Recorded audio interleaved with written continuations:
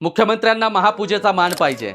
यांना इंद्रायणीच्या तीरावरती जाऊन यांना स्नान सुद्धा करायला घातलं पाहिजे, कारण इंद्रायणी यांच्या मतानं प्रचंड स्वच्छ आहे आणि इंद्रायणीचं पाणी सुद्धा दूषित नाही आहे। यांना वारकऱ्यांच्या बरोबर वारकरी होऊन हे जर वारीमध्ये सहभागी होतात तर मग यांना इंद्रायणीमध्ये स्नान सुद्धा डुबकी सुद्धा यांना घालवली पाहिजे, कारण गेल्या अनेक वर्षांपासून इंद्रायणीचे व्हिडिओ व्हायरल होत आहेत।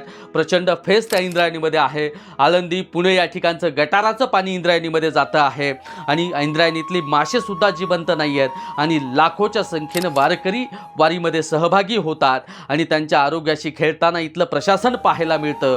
पण यांना काय पडलेलं असतं की आमची महापूजा आम्हाला आमच्या हातून झाली पाहिजे आणि वारकऱ्यांच्या दिंडीमध्ये ढोंगापायी हे सगळी लोक सहभागी होताना सुद्धा पाहायला मिळतात।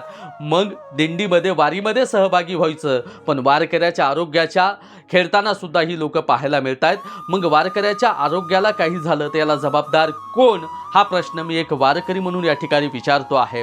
आणि संपूर्ण महाराष्ट्रभर येणाऱ्या वारकऱ्यांना मी सांगेल, इंद्रायणीच्या तीरावरून दर्शन घ्या आणि इंद्रायणीच्या पाय इंद्रायणीमध्ये बुडवा, पण इंद्रायणीमध्ये डोकं बुडू नका भाविकांनो, कारण इंद्रायणीचं पाणी ज्यावेळेस तुम्ही हातात घ्याल आणि वास ज्यावेळेस घ्याल तर त्यावेळेस गटाराचा वास तुमच्या अंगाला येईल।